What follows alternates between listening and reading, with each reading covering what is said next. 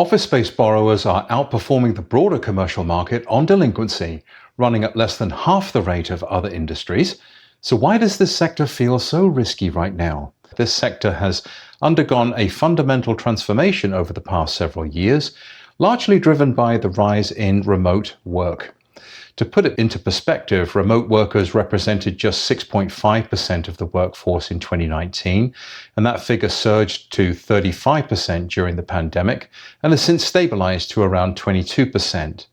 The impact on office space has been significant. Vacancy rates climbed from 11.4% pre-pandemic to a peak in 2025, and while they've begun to level off, they remain elevated. But here's where it gets interesting. Despite higher vacancy rates, rental prices have continued to rise, now exceeding $38 per square foot on average.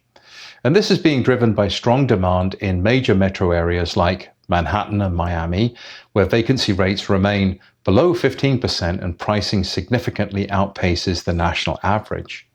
From a credit perspective, businesses operating in this sector are also evolving. Historically, office space businesses sought commercial credit at higher rates than other industries, but that gap has narrowed considerably. In fact, by early 2026, these businesses are now seeking credit at slightly lower rates than their peers. We're also seeing a shift in the credit mix. While commercial cards are the most prevalent product used across all industries, the office space sector relies more heavily on term loans and lines of credit, while maintaining lower exposure to commercial cards. Conversely, other industries appear to rely much more on commercial cards. And more importantly, this segment demonstrates a stronger risk profile. Late-stage delinquency rates for office space businesses runs at approximately 0.27% versus 0.7% for other industries. And with slightly higher average commercial credit scores, which signals disciplined credit management. So what does this all mean?